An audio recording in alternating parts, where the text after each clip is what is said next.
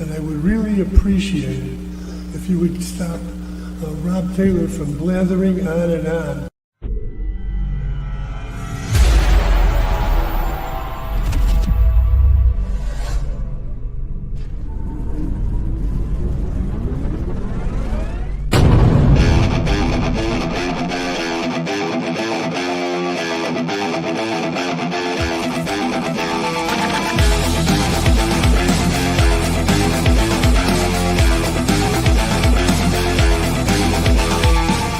Opinions expressed by talk show hosts, callers, or guests on the Rob Taylor Report do not necessarily represent the opinions of the hosting platform, subsidiaries, sponsors, or possibly anyone else on the planet or the known universe.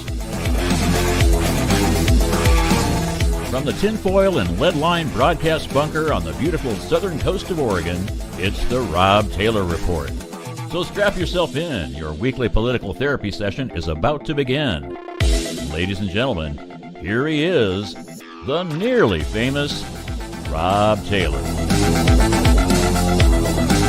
Hey, Coos County.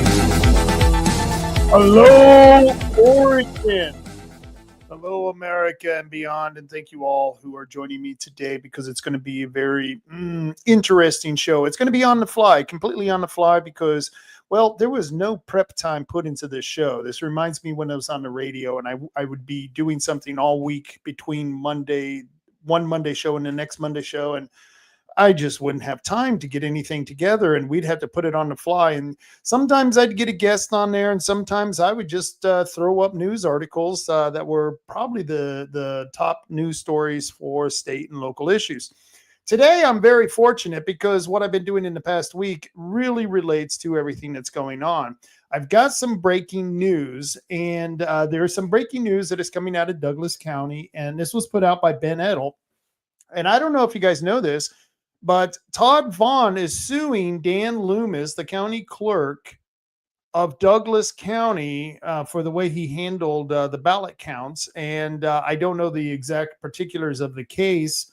I do know that they have actually used some of my material, whether it was in print or video. They're using some of my material as evidence. So this is quite interesting, but you're not going to believe this. This is breaking.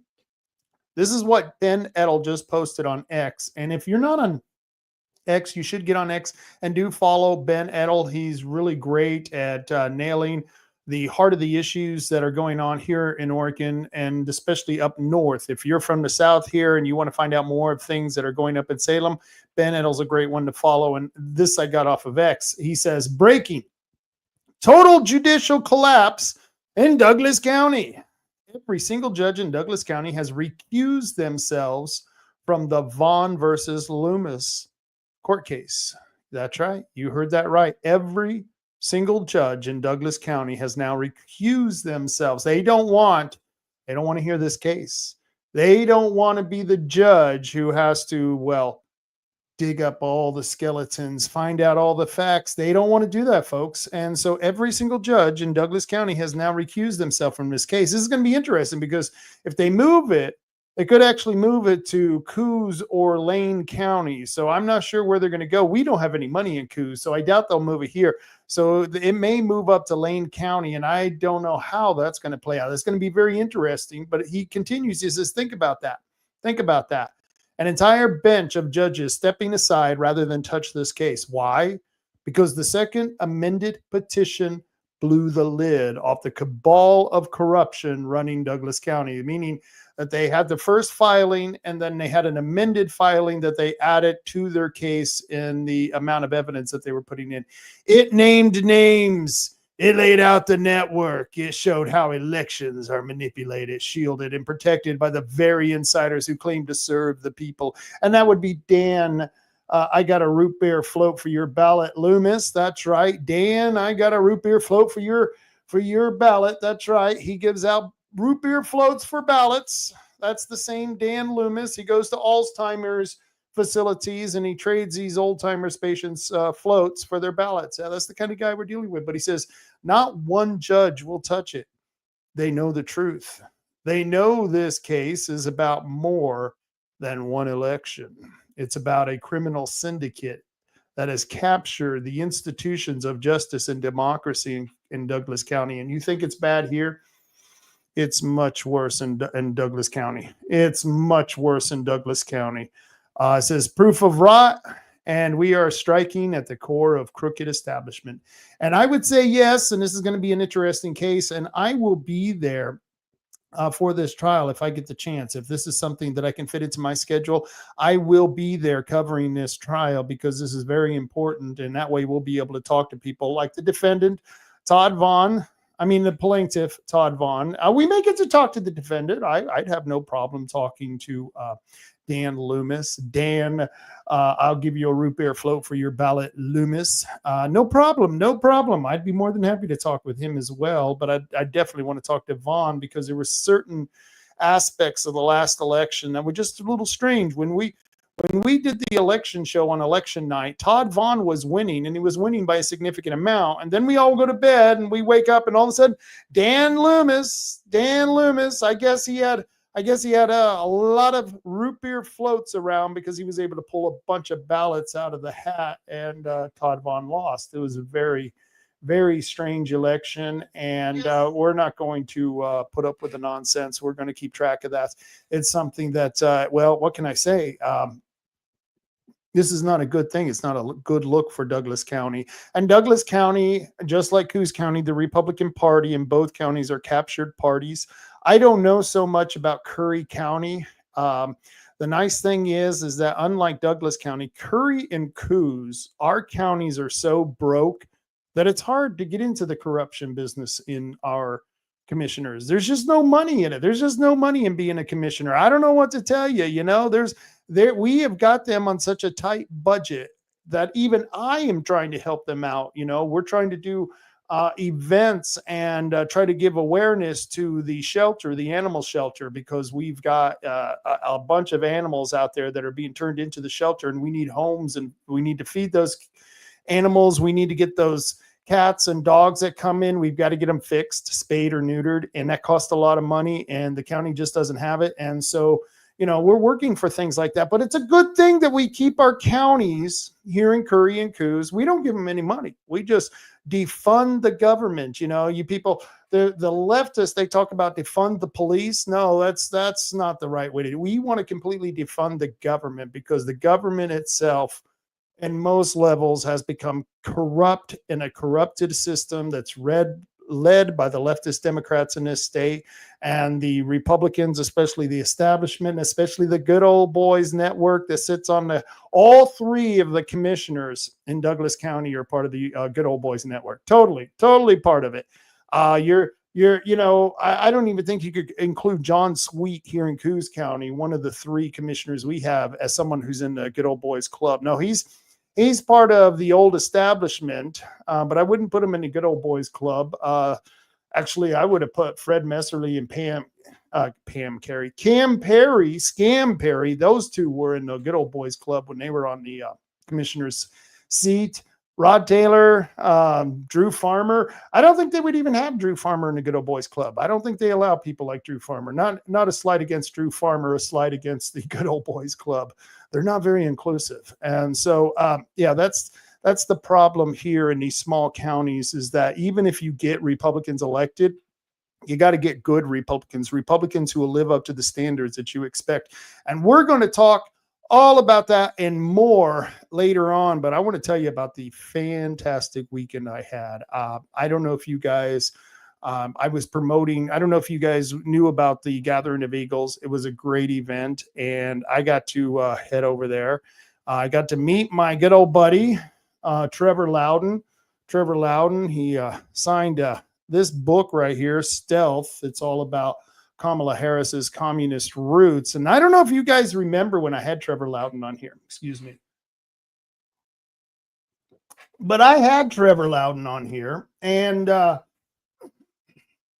we talked about Kamala Harris right after she committed that coup against Biden. How the establishments in the Oval Office of the Democrat Party, they took out their puppet, Joe Biden, and he was barely alive. I still think they should probably take a pulse, but the guy was barely alive, and they finally removed him after they realized he was not going to win. It was, and they replaced him, of course, with Kamala Harris, and that's why it was great to have Trevor Loudon on the show just last year, right before the general election.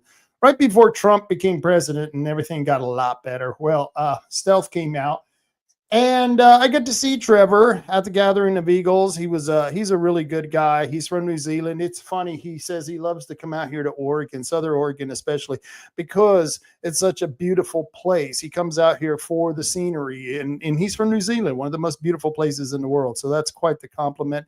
He was an excellent speaker. He gave a great speech. He talked about the communists within our own state here. There's a lot of them. He wrote the book, was just released, and he had a whole bunch of them. And unfortunately, there were several boxes that didn't make it here on time. And so when he got up to speak, this was the only copy of Stealth that he had. So I was all, man, I hope he still has it when I get over to the table, because that's the book I wanted. I mean, I still want to get the other book about the Oregon senators. He covers Ron Wyden, he covers Jeff Merkley, and he really exposes them. He really puts out a lot of stuff on them. Really good information. But this Stealth I wanted to get because I think it's a good reference book on Kamala Harris and where her roots came from, because it's very similar to Obama. You got to be able to know how to tell the past of these people, because it indicates the future of where the party wants to go.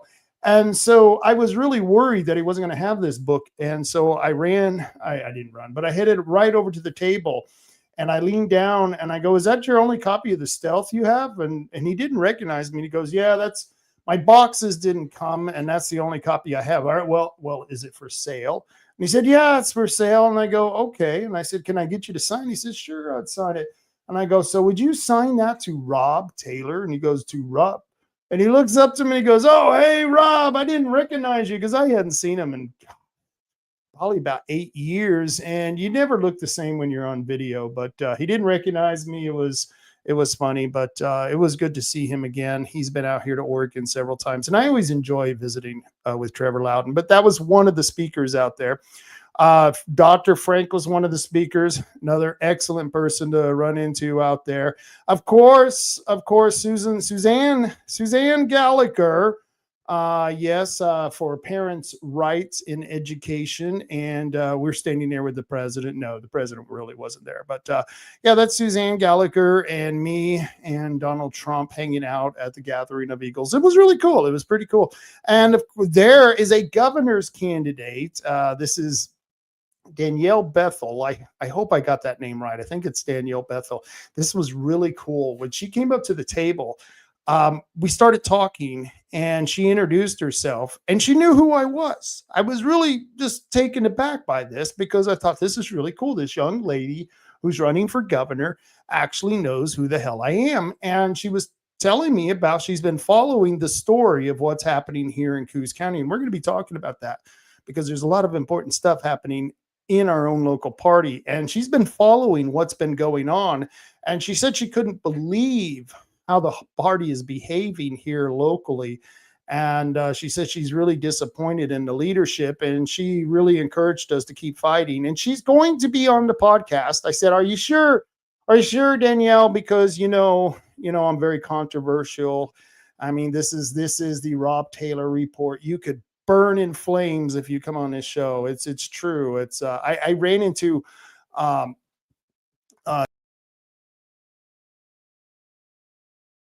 Mark Thielman, and he came up to me and he goes, "Man, Rob, you would not believe the crap I took for going on your show." And I said, "Oh, perfect. That means they're actually watching. That means the people who don't like what I'm saying on here, the people who don't like the message that I'm putting out, are actually still watching it." And that was really cool. So he said he caught a little bit of flack, but of course, Mark Thielman wants to come back on the show. So we're going to have him back on the Friday Night Rant. We're going to get Danielle Bethel on here for the regular show some Monday. I'll probably record an interview with her so we can make it all nice and polished up, because I want to see what kind of a candidate she is. The fact that she knew the story here in Coos County, that was impressive, because most people, I take that back. Not most people. Most people, I guess, in the party itself, that the establishment that's not part of this group here, the Gathering of Eagles, because the Gathering of Eagles, that's where all the good patriots go.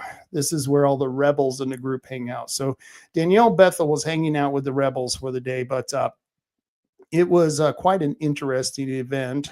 There's Don Powers. Talk about infighting. He is the chair of Congressional District 6. He is the equivalent of Rod Schilling's position on Congressional District 4. I believe it's either 4 or 5. And Rod Schilling holds that position. And I'm one of those who believes that those congressional districts is nothing more than regionalism within the party, and that there should be more of a linear connection between the counties and the state, and we should just eliminate these CD positions. But since we do have them, Don Powers is the chair of Congressional District 6, and he was up for a recall. He survived the recall. This was last Thursday. He survived the recall. Now, I don't know what happened between him and Gabe Bueller, the chair of the Washington Republican Party. I don't know what happened between him and the Washington Republican Party. I don't know the story. I really don't care, because I've got my own infighting going on here, man. So I don't want to get into the infighting of the Washington group. I'd be more than happy to talk to Bueller, and I'd be happy to talk to Mr. Powers. I've known both of them for several years, and I consider both of them friends. I consider both of them political allies, definitely. But there was a boycott against this event, and I thought that was really poor sportsmanship, because the event had nothing to do with this man, Don Powers. And I don't know what happened. There was some type of financial dispute between him and the ticket sales on one of the past events. I don't know. I don't care.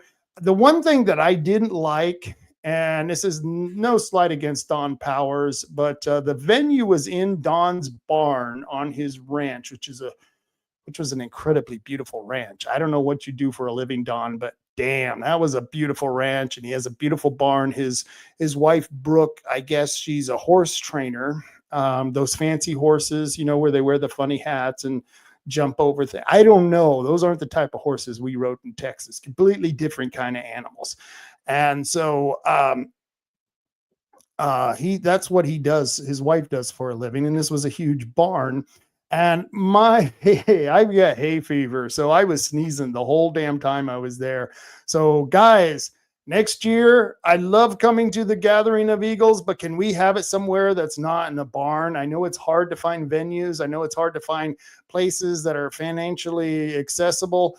But I think we need to go somewhere where, we don't have it was a dirt floor, which once again, I'm not complaining, because, it's hard to find these venues. It's just next time, if we can, I'd much rather have a wood floor, a cement floor, anything but a dirt floor. And the hay was just killing me, guys. It's a barn.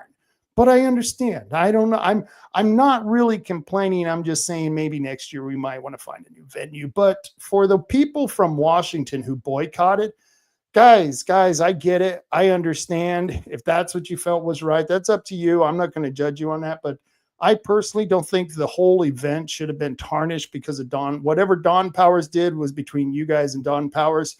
The whole Gathering of Eagles was about the Gathering of Eagles. And we should have enjoyed it. We should have came together. And it was sad, because I also don't see a whole lot of people who are, who are active in the party, of the establishment, who, especially here from Coos County, no one was there from the establishment here. And once again, that's because this is one of those events for patriots. Let me see if I got any more pictures here. No, we'll talk about that in a minute. But I do want to go over something that's near and dear to my heart. We're in a battle here. We're in a battle here in Coos County. And last November, we elected a new chair. His name is Michael Brainerd. And I wouldn't have voted for the man. I didn't have a vote. I wasn't a PCP, but the PCPs who showed up did vote for him with a majority for chair. And then they put Chris Castleman in as vice chair. And then they voted for Denesa Rains to be a delegate to the organizational meetings, a delegate to the state, which means she can go to organizational meetings, she can go to the platform meetings, and the platform meeting is coming up, and this is important, but I'll get to that. So in November, we got a new chair, Michael Brainerd, and we were excited because we got Chris in as vice chair, and we also had Denesa in, so that's 2 of the 6 members of the board. Is it 2 of the 5? It'd be 2 of the 5, right? And so we had some people on the board who we thought were good people, and we're not happy with the chair whatsoever. And this was back in November. And of course, in December, the chair cancels the meeting because I guess it interfered with the holidays. I don't know what he was thinking. We had just lost several school boards. We lost the college district, and yet this guy cancels December meetings. I mean, you can schedule a meeting earlier before Christmas. I mean, there's no reason we shouldn't have had a meeting. If those of us who could meet, we should have been allowed to meet. Those of us who couldn't meet, okay, I understand that. So December goes by, we didn't have a meeting. January comes by, they have a meeting, not much was done.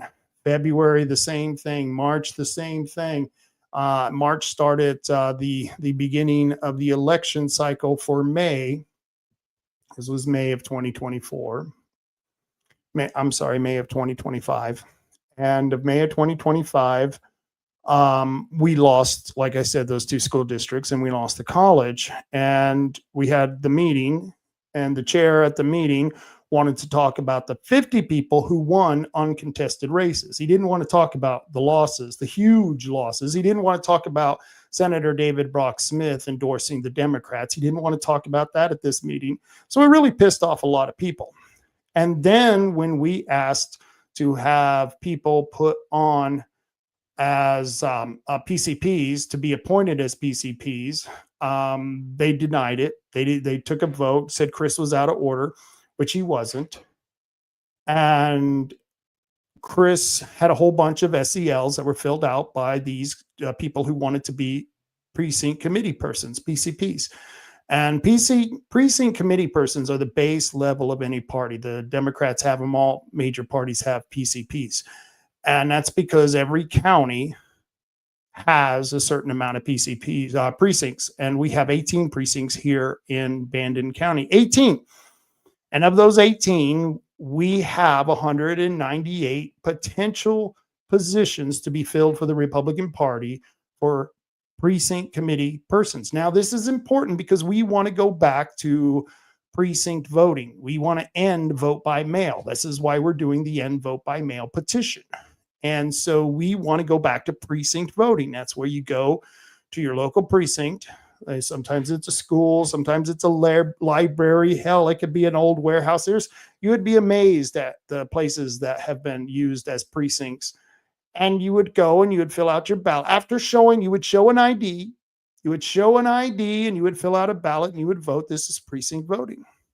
And so this is why we're really pushing these precinct committee people. Number one. Number two, they also represent you if you live in Coos County and you're a registered Republican. Well, you probably don't have that representation now because we can't get anyone appointed. So Chris had all these SELs. He had 8, 9 of them. And I was going to go up during the meeting and hand mine to Michael Brainerd, but Chris said, no, I'll take him up to him. And I watched Chris walk up to Michael Brainerd, the current chair. This was at the May meeting.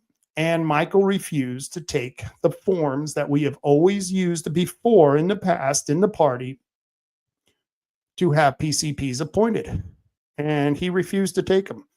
And so he basically denied, I shouldn't say basically, he denied all the people there their ability to participate in the party. Not only do they pay for it, because as taxpayers, we pay for the primary, but 2, we are registered Republicans. We have a right to participate in the party that we are registered to, every right in the world. And so we're being denied this right. And in May, he did that after denying us the motion, after not taking our SELs. But he said, and everyone heard this, that we will appoint people at the June meeting. So we got all excited. Oh, we'll have all our people appointed in June. He cancels the June meeting.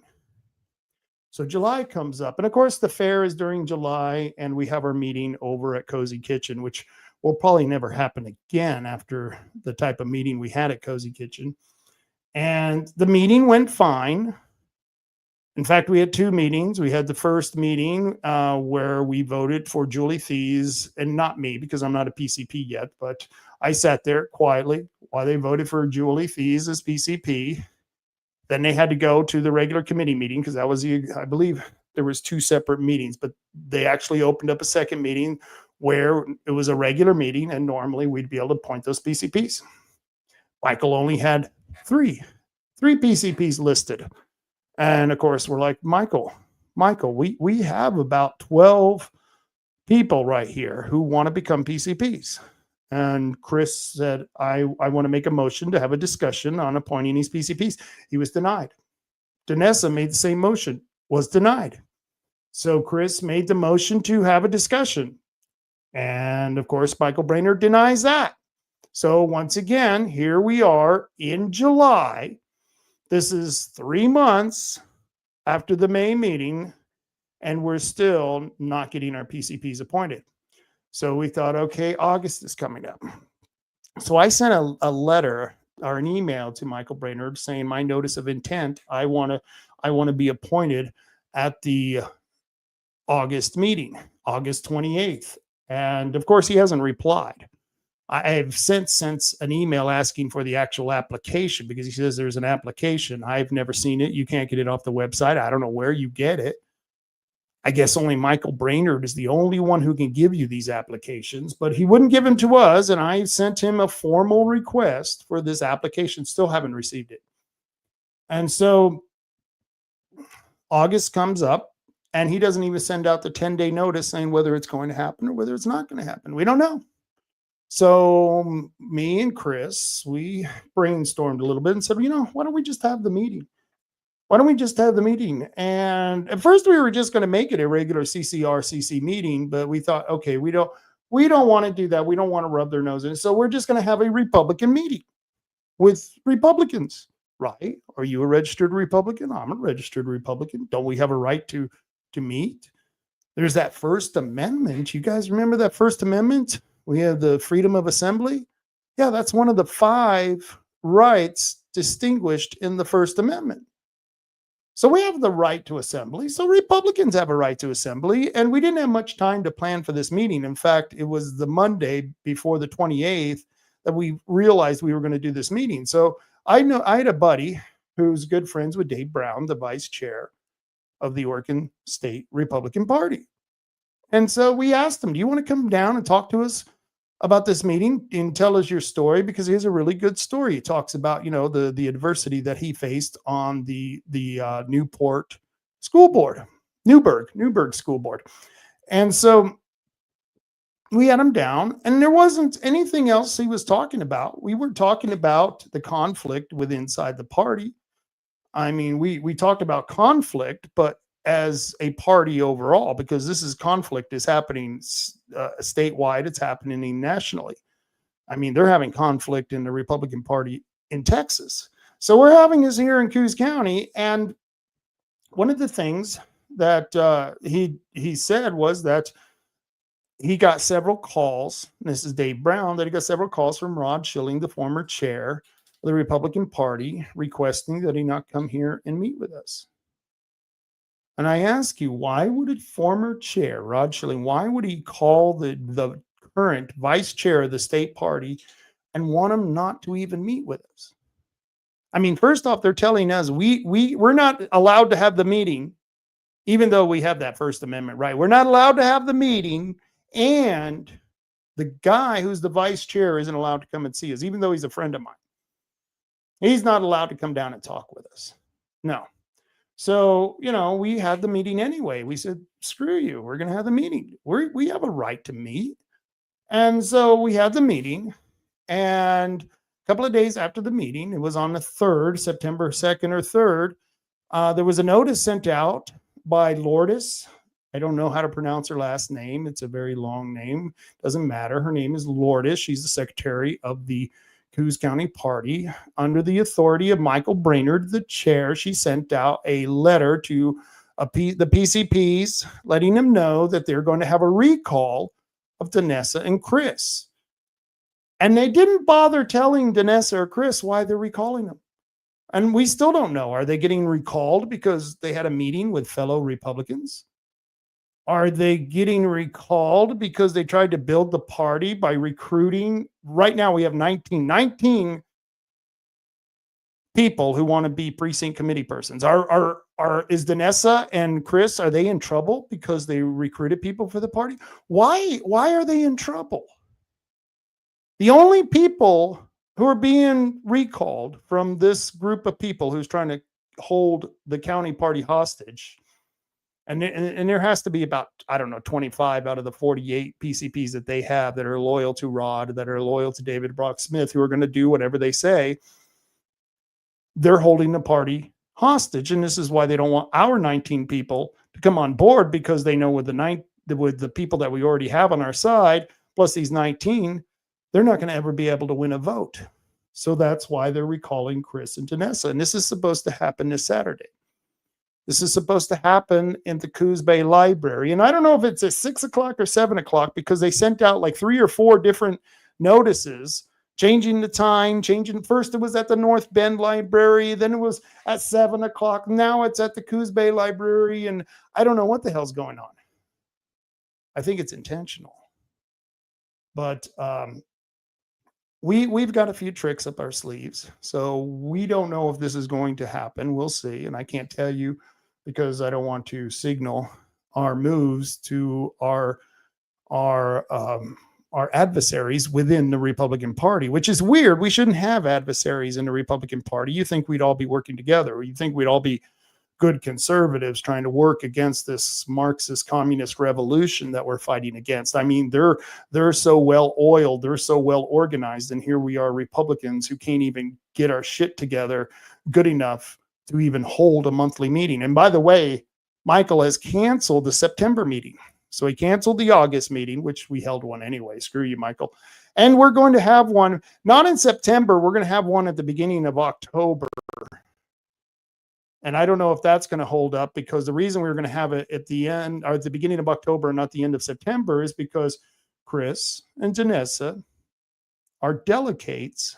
Like I told you, she was voted in as a delegate, and he's a delegate because he's on the executive board, to go to the platform meeting to change the platform. Here's where the conspiracy gets in. We don't think that Denesa and Chris are being recalled because they tried to grow the party, because they recruited so many PCPs. I mean, partially that is, and partially it is because we've been disruptive at the meetings, but only after finding out we were going to be denied our right to participate in the party.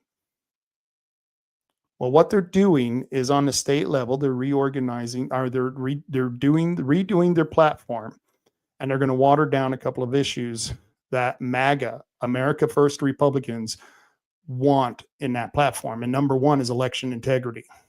Remember, I just talked to you about precinct voting? It's the number one thing that's concerning President Trump right now. He wants to get back to precinct voting. He wants to end vote by mail. He knows he lost the election because of the mail-in ballots and the shenanigans that goes on with mail-in ballots. There is no chain of custody with mail-in ballots. Even Putin told him, you lost because of the mail-in ballots. So he put out an EO, an executive order, saying, no, we're not going to do any more mail-in ballots. And of course, he's working from the top down. And here we are in Oregon, working from the bottom up. Now, remember, we've been out there, and we're going to talk about this more a little bit later, but we've been out there pushing and promoting those petitions, especially end vote by mail. And it's supposed to be the top of the agenda for the state party. And now we've got this platform meeting, and certain people in the party, such as David Brock Smith, who, by the way, is good friends with Javadi, you know, the guy who stabbed us in the back became a Democrat just recently because, well, that's really what he was. Javadi and David Brock Smith are good buddies, really good buddies. David worked really hard to get Javadi elected. And so David is not interested in having a plank in the platform dedicated to election integrity, because I don't think he wants the Republicans to win. I truly think that he has no problem working with the Democrats, and he has no problem with the vote by mail, even though he tried to do a bill that ended vote by mail. He knew it was going to fail. It was all show. And now here we have two people who are fighting for election integrity. Denesa is leading the charge in the party to support election integrity, to end vote by mail. So is Michaela, so is Ben Edel.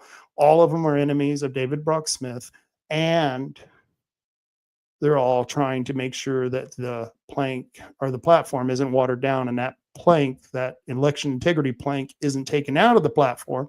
And one way to do that is to send our delegates to that meeting, and it's very expensive. I think the dinner itself, it's like a $300 dinner because it's a charity dinner. And that's not to mention your travel expenses, the gas to take a vehicle up there. You're buying a hotel room. What's a hotel room now? About $150 for a decent hotel room. So you've got that going on. And Denesa's already paid for that. She's already paid for that. So is Chris. So they've already spent money to go to be delegates. And here they are getting ready to be recalled on Saturday.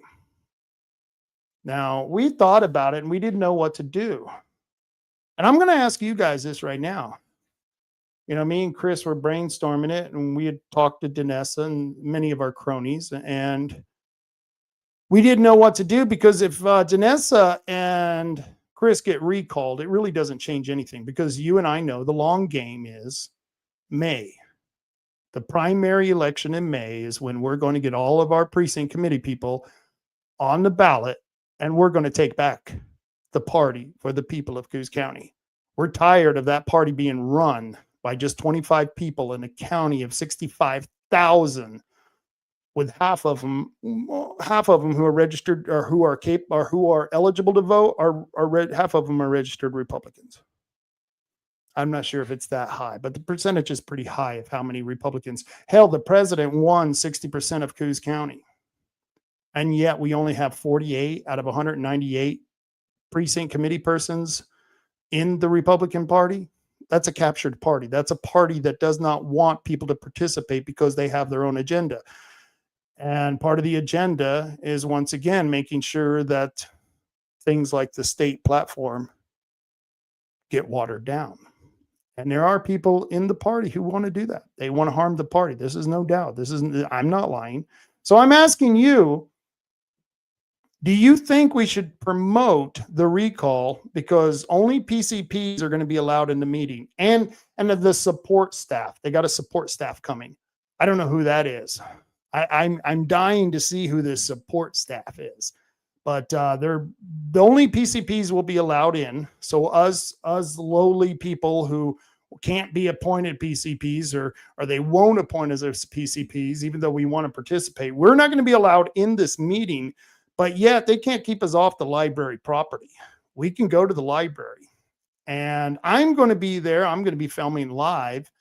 And if you want to show up and support Denesa and Chris, that's up to you. But I don't want you to get discouraged if they actually get recalled, because it doesn't change the long game. See, Chris doesn't even have a vote as a PCP. When he was elected as chair, vice chair, he doesn't get a vote as a PCP because he wasn't a PCP, but he can still be on the board and not be a precinct committee person. He gets a vote on the executive committee within the executive board within the central committee. And Denesa, she's just a delegate. She's not a chair, a vice chair, a treasurer, or a secretary. She's just a delegate. And that's why I think they're targeting her. And I think they're targeting Chris because he's also going in as a delegate to the state platform. But if they get removed, it really doesn't change anything because they were outnumbered and they were losing the votes constantly. And that doesn't change anything for the long game. We're still going to be here in May. And I think a lot of you are tired of this bullshit. I think you're tired of watching people play games that are directly affecting your life. We've got children who are being sexually mutilated in Oregon. We are at the top of the list for all of the worst of the worst. Bad education, we're at the top of the list. Registered sex offenders, we're at the top of the list. For people who aren't graduated, we're at the top of the list. For taxes, we're at the top of the list. For crime, we're at the top of the list. I think it's damn important that everyone who wants to participate in their party on the county level, they have the authority. They have a right to participate. And if you got one guy or one group of people who are denying you that right, then we've got to fight back with everything we have. Now, like I said, we've got a few tricks up our sleeve, and there's nothing that says we'll actually get Denesa and Chris will actually get recalled. Who knows? Don Powers just survived a recall attempt, so we'll see. But I'm going to go to a couple of comments here. Let's see what I got here. Phil Taylor says, "I'm not worthy. I just can't meet Michael's strict standards." That's right. You're just a lowly elected official. So, Phil, when I was up in Sherwood, where was it? Sherwood, Wilsonville. That's where it was, Wilsonville, to meet with the people at the gathering of the Eagles. These are all old school Republicans, even though they're patriots. They're the grassroots. And I didn't find one single person who didn't think that what we're going through is crazy. When I told them when I'm sitting there and I was telling Suzanne Gallagher what we were going through, that we have 19 people who want to be PCPs, that 5 of the 19 people who want to be PCPs are elected officials. And our county chair, since May, has refused to appoint anyone to PCP positions. She was blown away. She goes, "You're kidding." And Danielle Bethel, she was just blown away. She says, "I cannot believe they're not allowing you people." And once again, we've got 5 out of the 19 people who want to be PCPs, which is probably more. We're probably around more like 25 people who want to be PCPs. But 5 of them are elected official, meaning that the people of Coos County have already said, "We like these people. We like them so much, we want to put them in office." And yet here you've got a chair of the party who's not even going to put them in that position. So, Phil, you're damn worthy. In fact, I'm ashamed of my party, the way they've treated you, Phil. The first time I've seen anyone ever introduce you as an elected official was a couple of Thursdays ago when we held that meeting in August 28th. That should have been the Republican meeting. Chris Castleman introduced you, and he introduced all the other elected officials. That has not happened since we've started going to the Republican meetings. Phil Taylor has been at all those meetings, and not once has Michael Brainerd asked for all of the representatives who have been elected to office to please stand up and recognize them for their service. He didn't do that for you, Phil. So you are more than worthy, sir. And I'm ashamed that you're being treated this way. It's unexcusable. Brandi Martindale, thank you for joining us, Brandi. And I'll see you Wednesday. Wednesday, we got a date over at Napa in Bandon. And then on Thursday, I don't know if you saw that, but on Thursday, we're going to be at the Best Western in their lot right there on 101 and Market Street in downtown Coos Bay. We'll talk about more about that later. But Brandi says the craziest part is they feel justified in their actions. And that's just it. You talk to these people and they really believe that they are on the right side here. That somehow defending a corrupt senator and defending the chair not following 30 years of presidents and appointing PCPs to those positions is completely justifiable. Because why? And they said it when they were shouting at us. Kathy Chase said it to us. She says, "We don't want to appoint you because you'll vote against us. You'll vote against us." Well, that's how it works, folks. you get your people in and we get our people in, and then there's a lot of people who are just people who want to be part of the party, and we all get together and we all get to be PCPs, all of us together. I'd like to fill every 198 of those positions, and I think that would be great. Talk about a diverse crowd. If we could get 198 Republicans registered to run for the election in May, that would be badass. That would be badass. 198, and we fill those positions. I can tell you now, that party would turn around real damn quick. It'd be a 180. Yep, it'd be a 180. Rick Coleman says he is a fucking Democrat. So I should have read that before I read it out loud. He is a Democrat. Yes, he is a Democrat, and I apologize for using the F word. I try not to do that on Mondays. I try not to drop an F bomb on Mondays. I'll have to remember that, Rick. If you read a mental note, if you read the comments of Rick Coleman, make sure you say it in your head before you say it out loud. But yeah, I totally agree with you. And Rick also says the dumb bullshitter is the ringleader, and bullshitter isn't nearly as bad as the F word. But yeah, the bullshitter. This is really sad. And the nice thing, if there is any nice things to come out of this very bad situation, is that I think we're going to win this in the end. I really think the momentum is behind us, and I think we are in the right position. I mean, how can I be wrong? I want as many people as we can get to participate in the party. I want to grow the party. I want to get candidates. And right now we got a chair who doesn't even want to raise money. He doesn't want to appoint PCPs. He says he does. He says he does. And you can read an article. I've got a new article out where I talk about this. And we talk about how in the article I write about all of this. And I would recommend, if you get a chance, if you get a chance to read my latest article, it's on the Rob blog. Just go to Rob Taylor Report. Let me see if I can pop this up here. Yeah, let me see if I can share this, because it was a pretty good, I'm not trying to blow my own horn here, but I kind of have to, because let's share the screen here. And there we go. And this is the article I just recently wrote. I'm keeping a track of what's going on so that people down the line will have this history. They'll know. And the title of this article is "The Republican Chair Blocks Grassroots Volunteers from Becoming Committee Members." And once again, I go back to why is this so important? And these are precinct committee persons. And if we want to go back to precinct voting, then we need those people in place.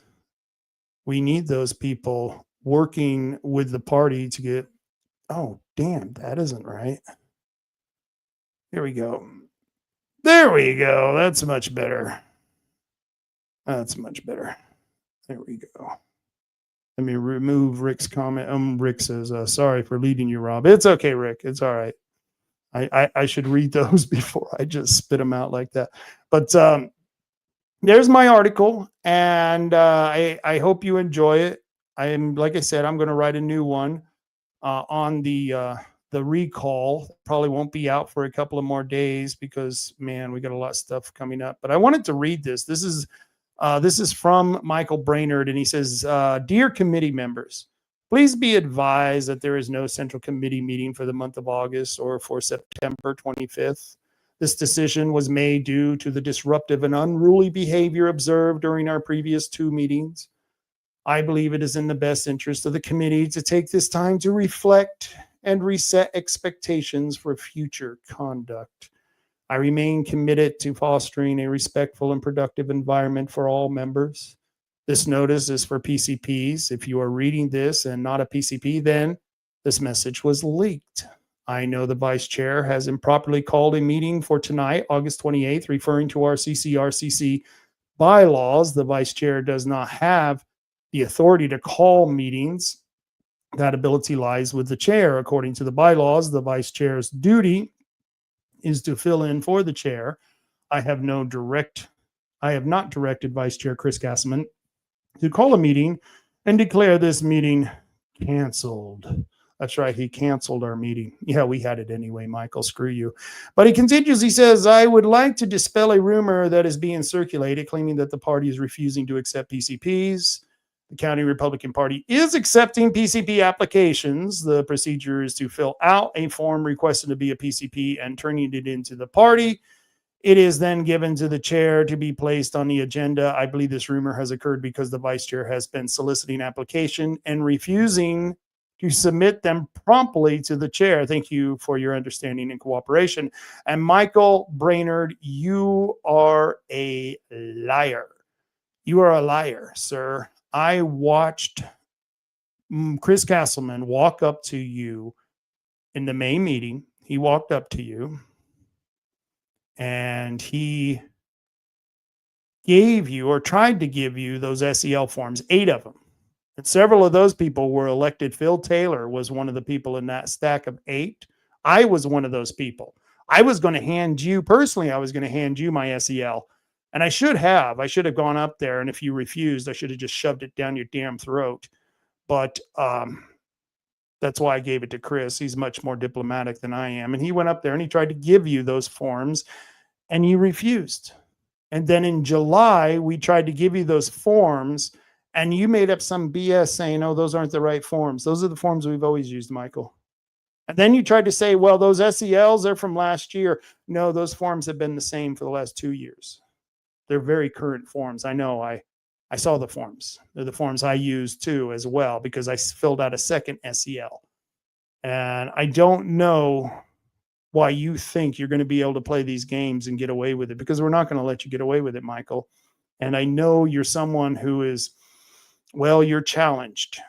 You're a challenged man. You're a little slow. You're not the most emotionally equipped person. I get that. I understand. But you're in a position where you're supposed to be professional and do your job. You're supposed to get back to people when they contact you. I sent you a formal request. You don't have to be nice to me. I was very respectful when I sent you the request. I said, please and thank you. And I expected to get an application. I still haven't received an application. And once again, I go back to Dave Brown asked Rod Schilling, the former chair, he asked him 3 times, where do we get the application? And Rod never answered him. I've talked to several people who've tried to get an application from you. You haven't answered them. You've created a catch-22 where you've created an application that you have to turn in to be a PCP, but only you get to give out the application. And only certain people will be accepted with those applications. Yeah, that's not going to fly. And you've got some problems. In fact, you are on the borderline of making a huge legal mistake.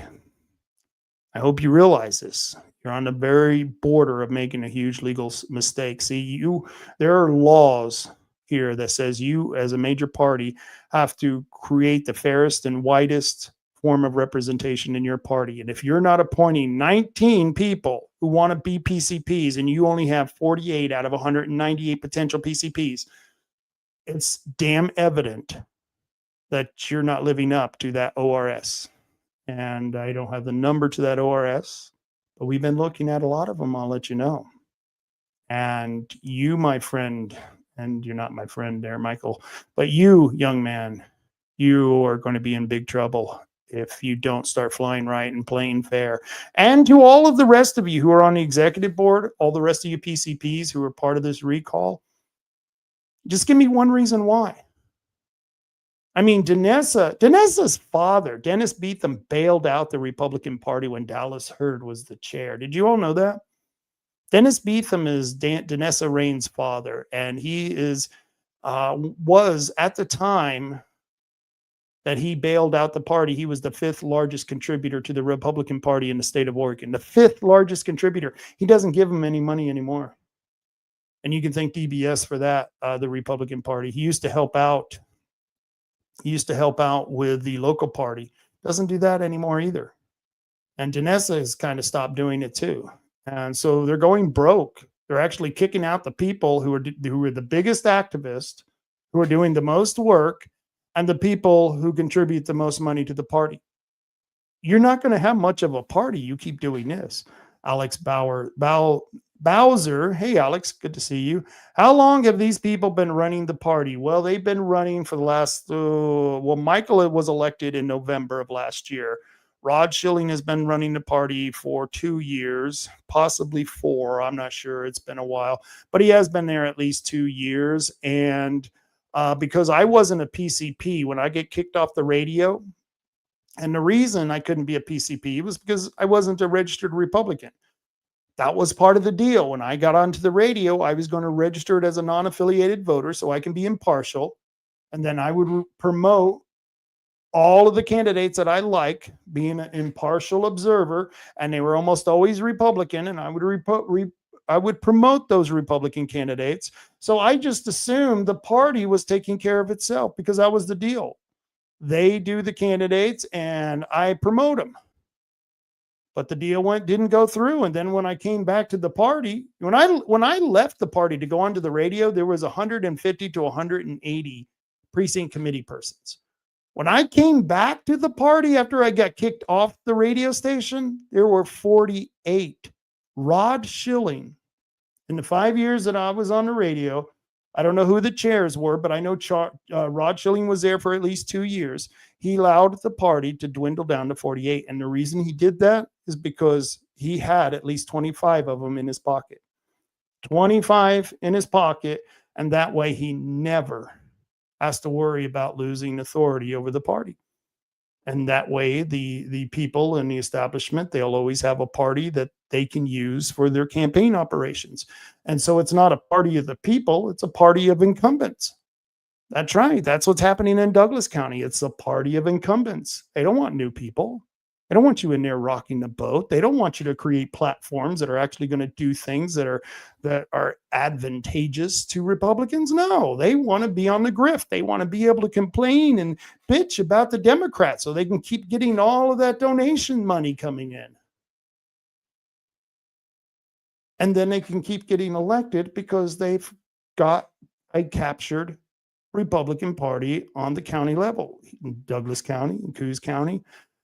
And like I said, I really don't know about Curry County, but I do know Douglas and Coos are right now our captured party. And we as Republicans, it's our responsibility to clean it out. And that's what I'm doing. And it's a very ugly process. I don't like it. The people who are fighting us, I know they don't like it, but this is the process we have to go through. And I didn't create it. I just have to live within it. And it's the only thing I can do to change the situation. So now we're facing a recall. Whether Denesa or Chris get recalled is irrelevant because the long game is May. We're going to take out these people in May. We're going to get our people elected, and we're going to take out all these sons of bitches who are fighting against the America First movement. And we're going to put in people who want to build that party, who want to appoint all PCPs as long as they're Republican and as long as they want to build and grow that party and support candidates who are actual conservatives. That's something else. They want to vet the PCPs, the people who are the bottom of the rung, the people who aren't seeking power, the people who don't want these positions where they can make a lot of money.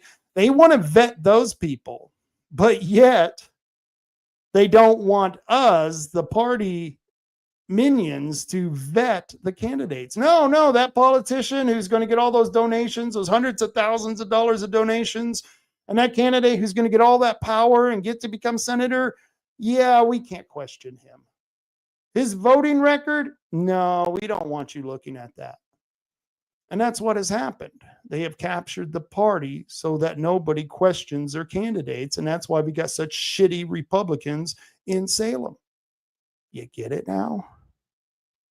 And the party's not going to get any better if we don't got good patriot Republicans who are going to these platform conventions and making sure that the platform stays solid and true to things like fighting for election integrity. That should be at the top. The party's number one job is getting people elected, man. That's the number one job of the party, is to get people elected. And if you're not fighting for a system that's fair and accurate and transparent, then why the hell are you in the business, man? Your job is to get people elected, so you better make sure that the election system is fair and above board. And it's not. And the only way to do that is to go back to precinct voting, where the county clerk is in charge of the voter rolls, where we're asking for IDs. Yep. And we're checking on the situation as it happens, because we got transparent county clerks. And the only way to get those candidates is to have a functioning party here in Douglas County. And the one we've got a county clerk in Douglas County, and he's being sued, and none of the judges even want to preside over the case. I don't know, folks. I don't know. If this doesn't tell you the condition of the party, I don't know how much more will. Brandi says, what donations? They've only raised $1,400 to the Democrats, $45,000. Local Republicans won't give those clowns any money, and that's true. And I've told you, don't give any money to the Republican Party, at least until we clean them out. If you want to give to good candidates, because there are good candidates, and hopefully we can recruit some good candidates, I would give the money directly to them. But for gosh sake, don't give your money to the Republican Party. For gosh sake, don't do that. Let's change the gears. I'm tired of talking about those clowns. They bore me. Talking about people like Michael Brainerd. Let's remove that. Let's see here. Oh, okay. So we've got a couple of petitions going on, and I'll tell you what, I have been doing nothing. Let me see. Do I got a stack over here? I got a stack. Look at this. Look at all these damn petitions I got here. That's just one stack. I got another stack right here of all these. Look at all these damn petitions. Look at all that. And then I've actually got a third stack. Look at that. Look at it. Yeah, I've been getting a few petition signatures. Yeah, that's what I've been doing. That's right. You won't find too many talk show hosts out there actually busting their ass to do something. No, they'll give you a lot of lip service. You know, let me ask you, when's the last time you seen Lars Larson at a petition booth gathering petitions? When's the last time you seen any of these talk show hosts knocking on doors, huh? Well, I am. I'm still an activist at heart. I'm still going out there, and we're going to be out there even more. We've got a pop-up signature booth this Wednesday at Napa. And by the way, I want to thank the Golder family. You know, when Lee Golder, when he was chair of the Republican Party, he appointed a lot of PCPs. I was already a PCP when he was chair, but he appointed a lot of PCPs. Got a lot of them appointed into office. Yeah, that ain't happening no more. And we do it at every meeting. At every meeting, Lee would ask, or at least the meetings I attended, Lee Golder would ask, does anyone want to be a chair? PCP. He would ask, everyone raise your hand if you want to be a PCP, and all you have to do is be a registered Republican. And we didn't even have them fill out the form until later. We just appointed them, and somebody got the form, and then they turned it into the clerk. That's how informal it was to appoint people as PCPs. Not anymore, but that's okay. Lee Golder from the Golder family, such a great family. They're allowing us to use their lot in Bandon, their parking lot at the Napa. That's at 885 Oregon Avenue Highway. It's Highway 101. And we're going to be there from 11 a.m. to 2 p.m. And I think Brandi's going to be joining us. Marty said he'd be out there. So it ought to be a fun time. If you want to come and hang out, that's great. If you want to wave a flag, we always like flag wavers. Flag wavers are always good. But you can catch us there from 11 to 2 this Wednesday, September 10th. Yep, that's going to be happening. And then a good old buddy of mine, Trevor, over at the Best Western in downtown Coos Bay, he's going to let us use his lot, that southwest corner lot there on Highway 101 and Market. From 10 to 6 p.m. That's going to be an 8-hour day for me. but I thought I owed it to you people at Coos Bay. So I'm going to bring out my pop-up, and I'm going to have my recliner lounge chair out there. Yeah, I'm going to be relaxed. I'm not going to, I can't stand for 8 hours, folks, but that's all right. I'll be there for 8 hours. I'm just going to have to make sure I got my recliner lawn chair out there. And we're going to be out there from 10 a.m. to 6 p.m. this Thursday, September 11th. And this is what I would like you guys to do. If you guys are inspired and feeling the mood on September 11th, please come out and wave some flags. Anytime between 10 and 6 p.m., you can come out and wave your flag. I don't care. I'd support that. I think that would be really cool if you want to wave your flag on September 11th in memory of all those people who lost their lives. I would appreciate that. I'd appreciate that a lot. And the Best Western Hotel, I want to thank the guy who's managing that for allowing us to do this. And it's going to be, like I said, right there in the southwest corner. It's right diagonal to the Tioga building. And maybe Sal Carruthers will yell profanities out his window. Maybe we'll be able to hear it from this point. I don't know. I don't really care. But South Highway 101 and Market Street, the southwest corner of the Best Western there in downtown Coos Bay, 10 a.m. to 6 p.m., September 11th, this Thursday. And please bring your flag. Bring your flag. Let's see. Oh, no. I didn't have time to make my third spot for this week, but there is a lady who's going to be out at Uncle Randy's on Friday between 4 and 6. This coming up Friday, she's going to be out there. So that ought to be a really, we got a lot of signatures. So that was in Coquille. Uncle Randy's at Coquille on Friday between 4 and 6. So we're moving out there, folks. I know a lot of people have been asking us, Rob, we haven't had a chance to sign that damn petition, and I'm trying. We're really trying. Brandi and Marty and us, we're working as hard as we can. And if you want to help us get those signatures out there, I'd appreciate it. I've got a few businesses that I got to get some petition sheets to, because they want to get signatures for me. So it's working. Alex says, there is not much conservative radio left, Rob. They bought them all. And that's true. That's true. There really isn't much conservative radio. It's sad. I don't even listen. That's kind of the nice thing. Ever since I've been kicked off the radio, I got an MP3 player, and I love heavy metal music. I love Rush, Led Zeppelin, Megadeth, Metallica. I like heavy riffing guitars, man. That's what I dig. And so I don't listen to conservative radio anymore. I enjoy music. There's a lot of new music I'm listening to. It's I can't even tell you what the bands are, but yeah, some of the stuff that the kids are listening to sounds like rock.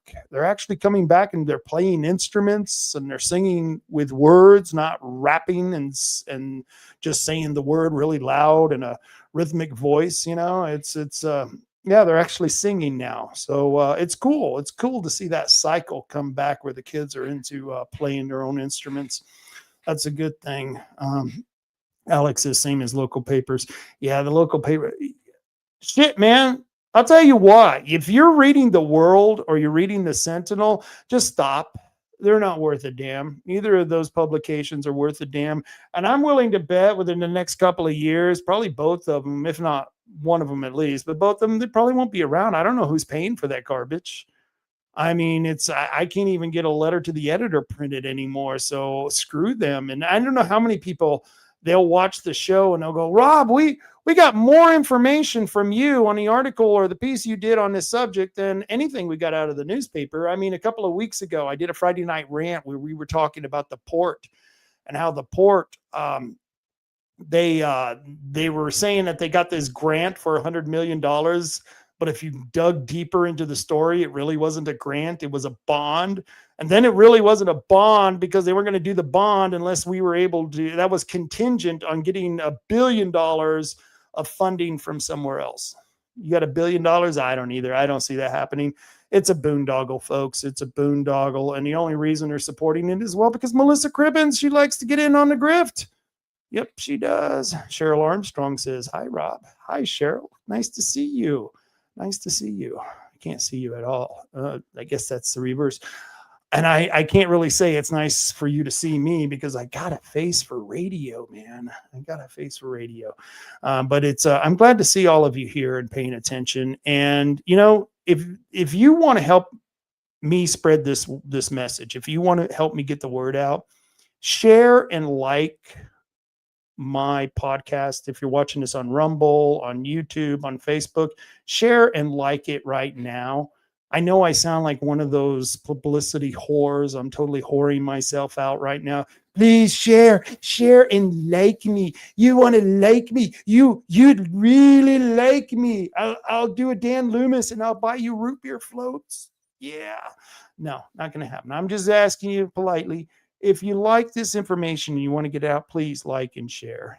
Brandi Martindale says, I don't think they ever specifically said grant, but the language that they used definitely implied that it was a gift of money and did not make it clear that it was a loan. It was a loan. It was a loan too.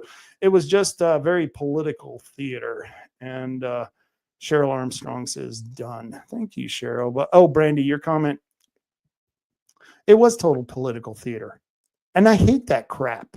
And then we get involved with, see, that's what draws us in. We got to react to the political theater. And then what we do is kind of a political theater. And then people realize it's all a freaking show. And then after a certain point, you realize there's no difference between politics and the World Wrestling Federation. It's all the same thing. It's all both parties are owned by the same people and they're all written in the same script. They know who's going to win. They know who to lose. And we're just the people on the outside of the ring cheering them on. Sometimes they're the good guy, sometimes they're the bad guy. And that's what politics has become. It really is political theater. And, and I've done stunts that was nothing but political theater. And I want to see stuff of substance. That's why I like doing the petitions. That's why I like going out there with you, Brandi, and getting those petition signatures. That was a cool thing. And we're going to be doing a lot of stuff. We've got a lot of allies out there, and I think we're going to be doing a show to benefit the animal shelter. I've got a new video out there talking about the animal shelter. I'd highly recommend it. It's on YouTube. And so we're thinking of having some type of band out here. I think we're going to get Bret Hart out here. I just saw him this past Saturday night, but we're going to get Bret Hart out here and we're going to do a charity show, hopefully for the animal shelter. And the reason we're doing that is because the animal shelter is part of the sheriff's department, and any way that we can help the animal shelter actually helps the sheriff's department. And it's hard to get people to give to anything that's political or anything that's a bureaucracy, including the sheriff's department. But a lot of people don't have a problem giving money to the puppies and the kitties over at the animal shelter. That's something people really do enjoy supporting. It's something I want to be a part of. And so this ought to be a pretty good thing. It's probably not going to happen until late October, maybe early November, but we'll keep you posted to that. Let's see. There was something else that is going on right now. I don't know if you know this, but the federal government owns a shitload of Oregon. Did you know this? They own like 54% of Oregon. And we would like to change that. I would like to stop. I don't think the state or the feds should be allowed to own more than 10% of any of their states. Any of their total percentage of land, they shouldn't own more than 10%. 10% for the feds for legitimate reasons. 10% for the state, once again, only for legitimate reasons. Government shouldn't be owning property. That's the more property that's out there on the market, the better we are. Excuse me. And so one of the things that is just happening, this was an article in the Northwest Observer written by our good buddy, Robert Powell. And Robert Powell has been on this show. He's a really good guy. And he wrote about the roads that were part of the executive order where they're going to open up the roads. They're going to start cleaning them. Here, let me see if I can get the title of this. USDA opens next step in the roadless rule rescission, meaning they're now going to stop the roadless rule. They want roads. We're not a roadless country. We want roads. We just don't want tolls on the roads. We want the roads. We just don't want the tolls or the trolls. We don't want the trolls under the bridges. We don't want the tolls on the roads, but we do want the roads. So this roadless rule, they're having a rescission on it. The rule removal will benefit millions of people. Now, this was written by my good friend Donna Blayla, and she quotes Robert Powell, and this is in the Northwest Observer. The editor of the Northwest Observer is my good friend Mike Neerman. And if you want to find out a lot of things that are going on, this is a really good publication to go to, northwestobserver.com. But this is Robert Powell, and Robert Powell says Oregon Governor Tina Kotek issued a state of emergency declaration in response to the wildfire threat, because we got wildfire out here.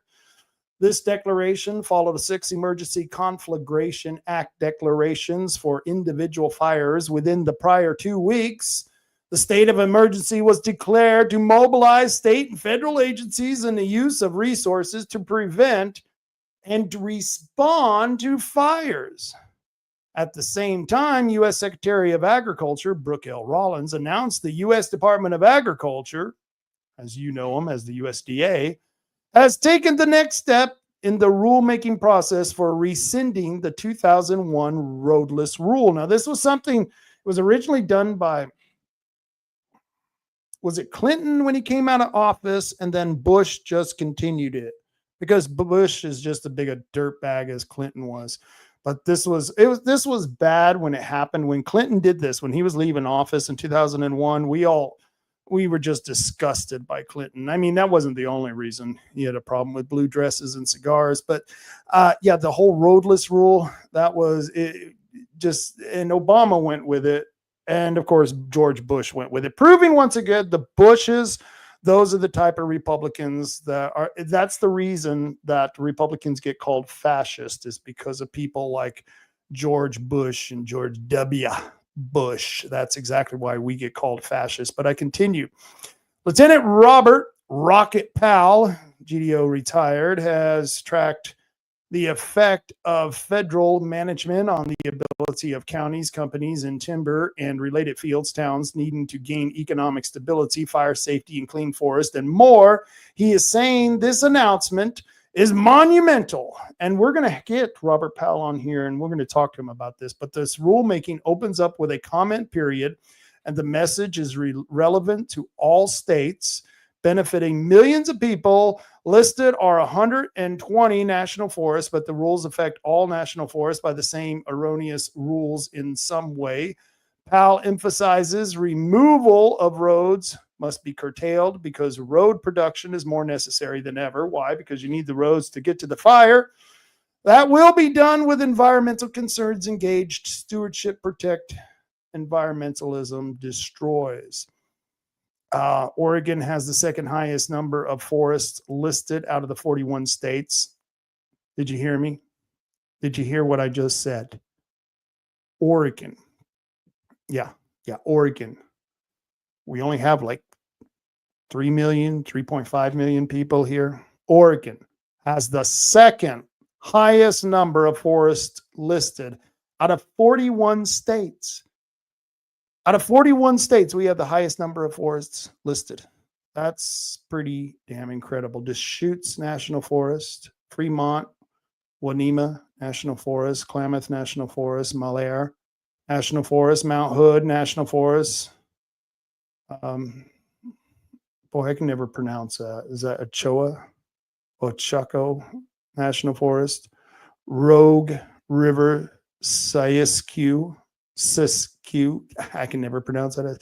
Siskiyou, Siuslaw National Forest, Umatilla National Forest, Umpqua National Forest, Wallowa Whitman National Forest, Willamette National Forest. And if you notice, we have named a lot of our national forests after the Indian tribes, the American Indians, those good American Indians. So we've actually named a lot of our forests, and hopefully we'll get the roads back up in those forests, because that's very important. Number one, we can take out a lot of that timber that causes the fire. And two, you get to have the roads that take you to the fire. If you don't have the roads that take you to the fire, it's a little bit more difficult to fight the fire. Secretary of Agriculture, Brooke Rollins, said, "We are one step closer to common sense management of our national forest lands. Today marks a critical step forward in President Trump's commitment to restoring local decision-making to federal land managers to empower them to do what's necessary to protect America's forests and communities from devastating destruction from forest fires. This administration is dedicated to removing burdensome, outdated, one-size-fits-all regulations that not only put people and livelihoods at risk, but also stifle economic growth in rural America.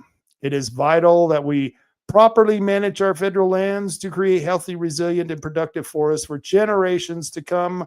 We look forward to hearing directly from the people and communities we serve as we work together to implement productive, common sense policy." And I'm just going to go ahead and skip on down here to the last paragraph, because this is the important one. I got an ask here.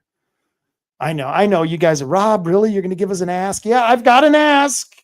I got to ask you to do something. And I'm not going to ask you for any money. I'm not going to ask you to leave your house. You don't even have to leave your damn house. This is going to be easy. But I need your help. And it's not for me. It's for you. You need your help. You need to help yourself.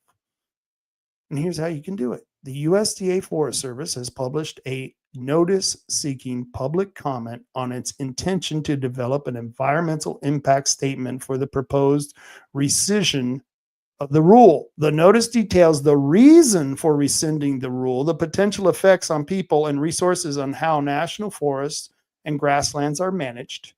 The USDA Forest Service published the notice in the Federal Register on Friday, August 29th, 2025. And let me see if I can go down here further. Right here it says Powell, that's Robert Rocket Powell, encourages the public to take advantage of this opportunity to be the voice of the people. Comments will be accepted to September 19th, 2025. And I will put this up on my website as well. I haven't got it up there yet. I've been getting signatures, damn it. Leave me alone, okay? But I'll get this up there. I'll put this on my website. But you can go to the Northwest Observer. This is the second article at the Northwest Observer. But comments will be accepted until September 19th. And so I'm asking you to please consider making a comment to get these roads back. And read it carefully, because there is a criteria to what you need to put down there to make it, to show them that they need to keep these roads functioning and expanding. They actually need more roads because they got a hell of a lot more fires to fight these days. Additional opportunities to comment will occur as the rulemaking process continues. But don't wait. NGOs will try to stop this benefit to humanity. Environmentalism is destructive. In fact, it's environmentalism is really nothing but cannibalism. It's humans cannibalizing themselves. That's all environmentalism is. The stewards see the forests to be tended, not destroyed. And that's true. We want to see these beautiful forests to be attended and to be managed, not destroyed. We don't want to destroy them. So I have an ask. And I'm asking you, go to the northwestobserver.com, and you can see that article. It'll take you there. And hopefully in the next couple of days, I'll have this up on my website. Go to robtaylorreport.com, and we can take care of it there. And I hope you enjoyed all of this good stuff. There is so much going on. It was very difficult to even decide what to put on this page. And one of the things that always happens is that there are a lot of stories nationally that I'd love to cover, but then you wouldn't hear about what's happening here in Coos County. And I want to keep this a podcast that covers national news and covers state issues, but the main focus is locally. And I want you, wherever you are, if you're watching this show from Douglas County, maybe you're in Douglas County in Texas, and you're watching the show. Whatever's happening here, it's probably happening in your Republican Party. It's probably happening in your county government. It's probably happening in your city councils. I almost guarantee it. A constitutional republic, it's a participation sport. You got to participate. That's right. That's right, slugger. You got to get your mitt, you got to get your bat, and you got to get into the game. And boy, in politics, you definitely need a mat. I'm not sure what the mitt is for, but the bat, you need the bat. You definitely need the bat in politics. And so people need to get involved, and they need to find out what's important. And so when I talk about things that, precinct committee persons, and you've never heard of a precinct committee persons, I'm just not pulling the shit out of my ass. I'm just trying to educate people that there is a process. And a lot of people don't remember that we used to have precincts in this country. And people don't remember what's happening with their local party. And that's why I like to bring this stuff forward. It may not relate to you because I'm talking about Coos County, this little go nowhere little county on the southern coast of Oregon. But I can guarantee you, if you're watching this anywhere in America, and I don't know, maybe anywhere in the world, I don't know what your country's like, but anywhere in America, if you're watching this, I guarantee you this same type of crap that's happening to us in Coos County, it's happening to you wherever you live. It's just worse here in Oregon because, well, our rulers are nuts. Yeah, they're completely nuts. Tina Kotek, you just look her up. You'll understand. She's crazy. But I am sponsored. I got some really cool sponsors. I didn't get an answer from, let me see. I didn't get an answer from Matt Holman. I don't know whether they played Where's the 3H Tree Service or not. No, he never answered me. I don't know what happened. That's all right. He's probably busy. He's probably up 90 feet in the air, topping a tree over the ocean. That's what Matt does. But if you want to see some really badass stuff, go to 3H Tree Service Facebook page, and they've got some really killer videos on there. I mean, they're like 30 seconds long, but they're really badass. I mean, the ones where he's taking trees and just falling them right down between buildings that are just 30 feet apart.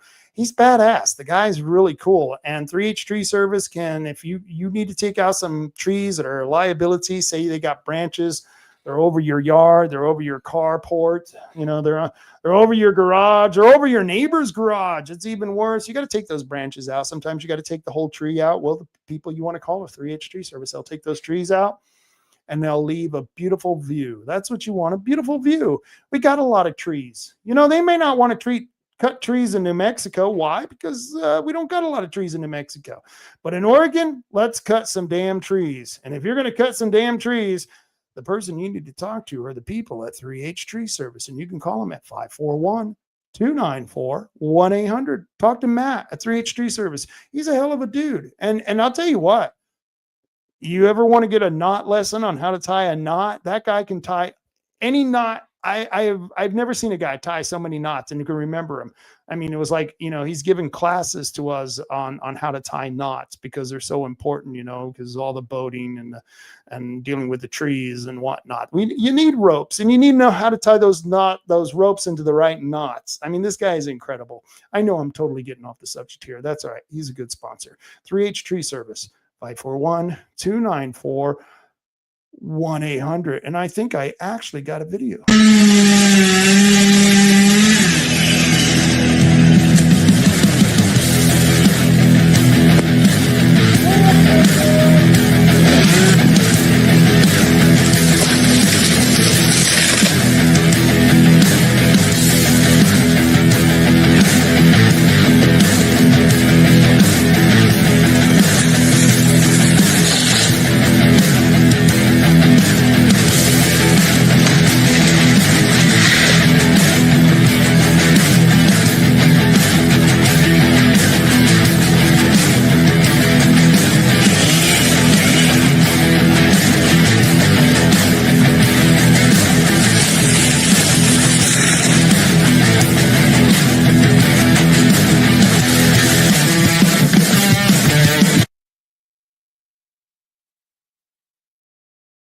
All right, that was 3H Tree Service for all your falling needs. That's right. If you need to take out trees, 3H Tree Service can do that. And also, one of my sponsors, Tom and Gigs. You need to talk to Tim over at Tom and Gigs if you need to get your car checked out. I recently went travel, and I did it again. I just went up to, like I said, the Gathering of Eagles. And I didn't get my car checked out, which is really stupid on my part. I'm hearing a strange little rattle. I'm hearing it every time I turn on the fan. And so I need to get over to Tom and Gigs because he'll check out your car and make sure that it's safe for travel. And that's a really cool service that he does over at Tom and Gigs. And you can get that done yourself. Call up, get an appointment. I need to do that because I keep hearing that funny thing in my fan. Of course, you know how it is, folks. As soon as I go to Tom and Gigs and I say, Tim, come here and listen to it, the fan will stop making the noise. And of course, it won't start up again until I'm 300 miles away from town. But that's okay. If there is something to see, he can find it. And Tim's really good at that. His guys are really good. Tom and Gigs at 135 South Shoneman Street in Coos Bay. That's the Empire neighborhood. And if you know where the Empire neighborhood is, you know where the car wash is. They're right behind the car wash. And you can tell because they usually got a whole bunch of trucks out there. And they've got a lot of things, RC products out there. If you like those remote control products, this is really cool. The Surfer guy, Catch Surf, really cool stuff. The mini XRTs, those were really badass. I mean, and those cars are super fast. You think you're getting one of the old remote control cars of yesteryear. No, these things are badass. They're really fast, and it's cool to put them on the track. And they've got one heck of a selection over there. Very good stuff. And there they are, Tom and Gigs, lift kits and performance accessories. A lot of great stuff for your vehicle. You know, you need a light bar. You need a tonneau cover. Boy, these guys, Tom and Gigs, they can really take care of you. And like I said, they've got one hell of a selection. That guy right there, if you need any accessories to any of these cars, he can help you out. A lot of good stuff. They got planes. They've got helicopters, and they've also got tannerite. Well, why else wouldn't you have tannerite? And remember, you have to be 18 years or older to purchase tannerite, and you will be asked to show an ID, kind of like what they should do for voting. It's funny. They request an ID to buy tannerite, but yet they don't request an ID to vote. And I can tell you right now, voting is much more dangerous of a job than tannerite will ever be. Voting has killed hundreds of millions of people because the wrong person was voted into office. Hitler was voted into office. Yeah, it happens. But here at Tom and Gigs, you must be 18 years or older to buy tannerite. And herbal choices for all your herbal needs. And remember, there's nothing wrong with abstinence. There's nothing wrong with abstaining from drinking, smoking, sex, rock and roll, whatever your vice is. There's nothing wrong with abstaining. I don't want to promote anything to anyone who wants to live a more pure life.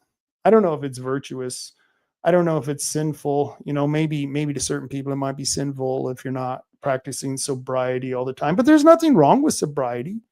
There's nothing wrong with abstinence. But if you're someone who partakes in the herbs, Herbal Choices is one of the best dispensaries to go to. Herbal Choices cannabis cannot be beat on their prices. They've got some really cool sales going on right now. Meet the suppliers. They've got several suppliers. There were different days at different stores where you could go meet the suppliers. Some people really like to get to know the people who make the products that they use. On Wednesdays, it's Wild Wednesday. All the Wild products are 25% off. I'm not sure if it's all. I think it's all the Wild products are 25. That's a good deal, 25% off. And so their gummies are really good deal on Wednesday. And they'll probably be having a sale for the next holiday. Halloween's coming up. And what can I tell you? Herbal Choices for all your herbal needs. And once again, there's nothing wrong with abstaining. I'm not telling you to go out and buy pot and pot products, but I am telling you, if you are going to go out and buy pot and pot products, Herbal Choices is the place to go. And their products are clean, unadulterated. I wouldn't buy pot on the street today. I heard this figure, and I think it was at the Gathering of Eagles, where like 70-80% of the pot has been adulterated. It's sprayed with fentanyl. I don't know if that's true or not. I really don't know if there's any benefit to. I don't know what the benefit is of just killing people. Maybe that's the good conspiracy to tie that to, thinking about the Chinese communists providing so many drugs to this country. And fentanyl is killing a lot of people. I mean, during the meth problems we've had, and remember the crack cocaine, I don't remember people ODing the way they OD now. The way they OD now, it happens all the time. You hear it all the time because that fentanyl is some really bad stuff. So I wouldn't buy street drugs. I wouldn't even, they're bad stuff. So I thank goodness that weed is cannabis is still legal here in Oregon. And I think the president may make it legal on a federal level as well. I hope he does. I think it would be the best thing that he could do. And he's supposed to come out soon to make that decision. And that would be a very interesting decision, because then these stores can start using cards. They can't use credit cards or debit cards at these stores because banks are federalized. And of course, because it's illegal federally, they can't go through the bank system. So it's an all cash system, which leaves a lot to desire. But Herbal Choices. For all your cannabis needs, go to theherbalchoices.com and check out their website. And you must be 21 years or older, and they will ask you for an ID. Once again, they don't ask you for an ID to vote, but they'll ask you for an ID to buy Tannerite. They'll ask you for an ID to buy booze. And they'll ask you for an ID if you go to Herbal Choices and try to buy cannabis. They will ask you for an ID. I guarantee it. And they'll do it at all 5 of their locations: Charleston, Coos Bay, Bandon, Reedsport, and North Bend. So you got to be 21 years older to buy cannabis, which is probably a good thing. And of course, Oregon Firearms Federation. If you're looking for a good place to donate some money, man, they could use the Oregon Firearms Federation. Are fighting for our Second Amendment rights in the courts right now. OregonFirearms.org is the place to go. Sign up for Kevin's newsletter. I'll tell you what, he's got his finger on the pulse of politics here in Oregon. Kevin knows what's going on. When I first met him over 20 years ago, I knew I'm going to follow this guy.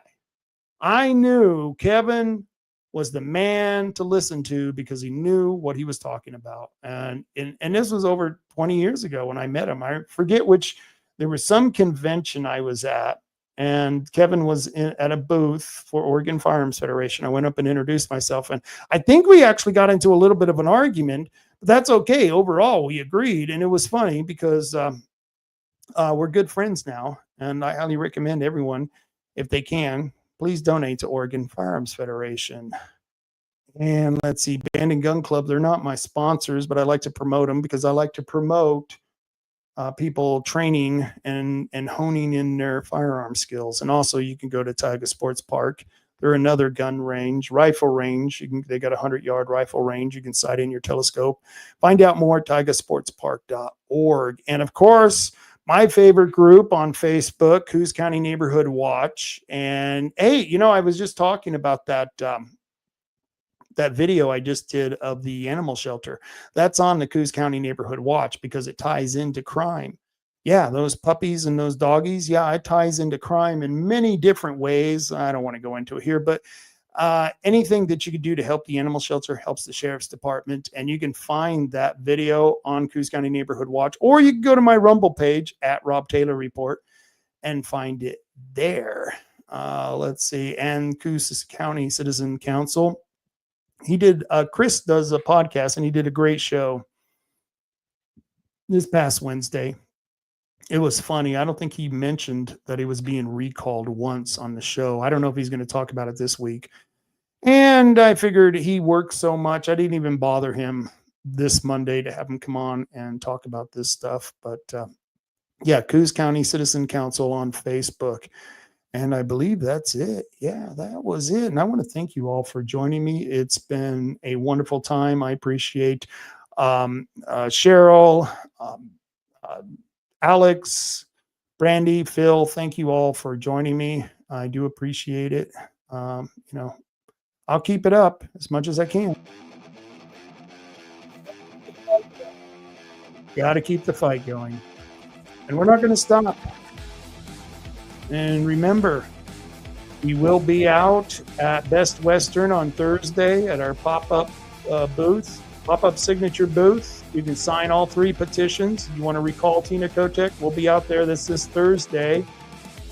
And then on Wednesday, the day before, we're going to be at Napa, the Napa parking lot in Bandon, 11 a.m. to 2 p.m. on Wednesday, September 10th. So I'm sorry, I think I said that wrong. Thursday, September 11th, we're at Best Western in Coos Bay.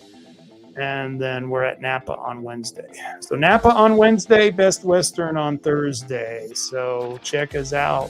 It ought to be one hell of a time. And until then, you know what I always say, folks. Carry on, Coos County. Carry on.